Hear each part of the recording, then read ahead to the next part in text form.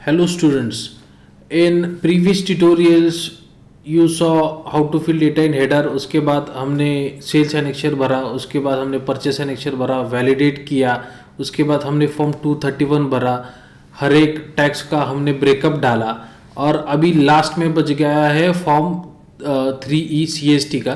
तो CST का अपना लाइबिलिटी है 334 रुपीज़ और वैट का लाइबिलिटी था 10,470। ये एग्जाम्पल आपके टेक्स्ट में ठीक से दिया हुआ है, जाके फिगर्स अच्छे से देख लो। वैट में उसका एग्जाम्पल दिया हुआ है, उसका टैली में जाके कंप्यूटेशन पहले हमने करना है। पहले कंप्यूटेशन करके फिर हमको ये कंप्यूटेशन का डेटा मिलता है। पहले हमने कंप्यूटेशन किया है, वो रेफर कीजिए।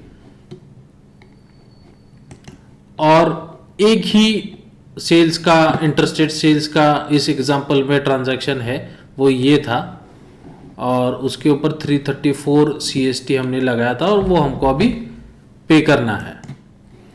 तो लेट्स ओपन आवर फॉर्म। तो 231 के बाजू में ये CST का होगा।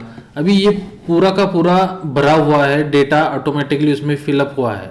आप देखेंगे जब हमने वैट का 231 भरा था, टोटल सेल्स का टर्नओवर यही था। आप देख सकते हो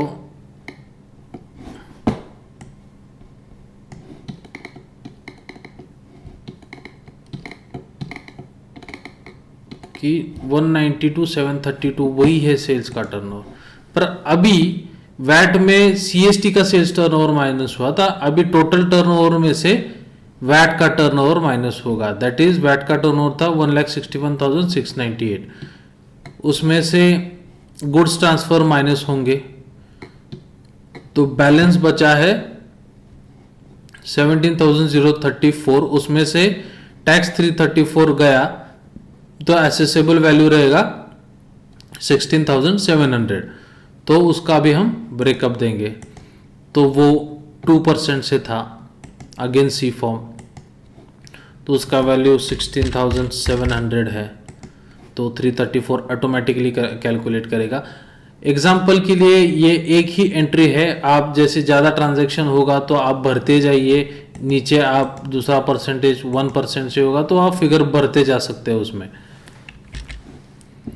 तो कहाँ से आया मैं एक बार वो दिखाता हूँ। वो यहाँ से आया है 16,700, एक ही ट्रांजैक्शन था और 334 उसका टैक्स अमाउंट था।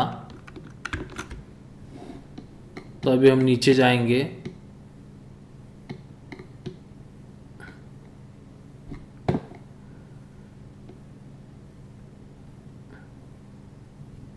अभी अमाउंट ऑलरेडी पेड, ये चलन से हमने 334 रुपीज़ उसको ऑलरेडी भर दिए हैं।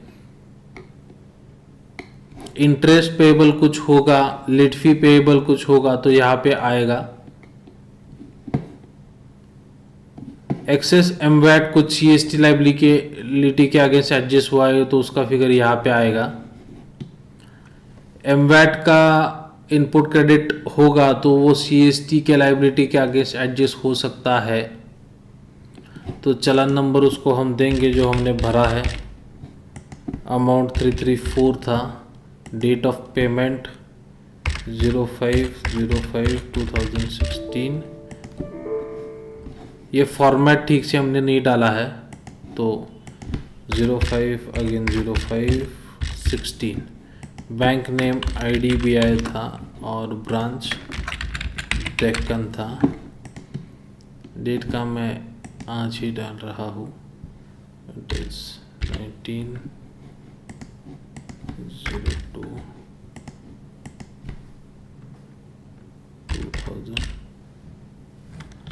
यह भी मैं एग्जाम्पल के लिए, टीचिंग के लिए मैंने बनाई, इसलिए मैं जब बना रहा हूँ उसका आज का ही डेट डाल रहा हूँ, वो कि कंप्यूटर के डेट से वो मिसमैच ना हो जाए इसलिए। तो अभी हमने पूरा का पूरा डेटा उसमें भर दिया है। हमने पहले सेल्स एनेक्चर भरा, फिर परचेस एनेक्चर भरा, फिर वैलिडेट किया, फिर 231 में ब्रेकअप भरा और अभी CST भरा है। अभी हम करेंगे उसको स्टेप 2, उसको वैलिडेट करेंगे और फाइल जनरेट करेंगे। तो अभी देखेंगे, जब स्टेप 2 पे जाके क्लिक कीजिए, डेटा ट्रांसफर डन और file is generated on desktop. Okay, तो हम डेस्कटॉप पे जाके अभी देखेंगे कि फाइल जनरेट हुआ है क्या। तो हाँ, तो ये फाइल जनरेट हुआ है, अप्रैल का रिटर्न का फाइल जनरेट हुआ है। उसको अभी जाके जो अपना MVAT का पोर्टल है,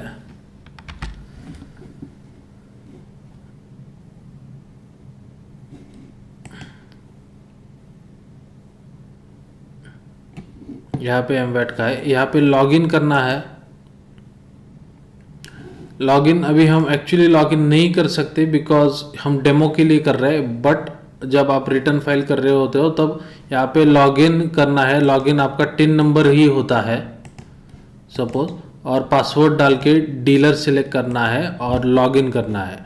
लॉगिन होने के बाद वहाँ आपको ऑप्शन दिखेगा कि फाइल रिटर्न, तो फाइल रिटर्न करने को उसको क्लिक करने का है। आपकी पीरियडिसिटी उसको सिलेक्ट करनी है अप्रैल 2016, और जैसे आप जीमेल या किसी मेल को अटैच करते हो फाइल, वैसे वो जो डेस्कटॉप पे फाइल जनरेट हुआ है ये वाला फाइल, उसको अटैच करके खाली अपलोड कहना है, वो ऑटोमेटिकली रिटर्न अपलोड हो जाएगा। और वो एक एक्नॉलेजमेंट जनरेट होना है उसका, वो एक्नॉलेजमेंट को आपको सेव करके रखना है और उसका प्रिंट आउट लेना है। That's it. आपका रिटर्न फाइलिंग का वैट का प्रोसीजर यहीं पे समाप्त होता है। Thank you very much for watching. अभी नेक्स्ट ट्यूटोरियल हम सर्विस टैक्स TDS का देखेंगे कि कैसे उसका रिटर्न फाइल करते हैं। Hope you are enjoying and you are getting much practical knowledge out of our tutorials. Thank you very much for watching.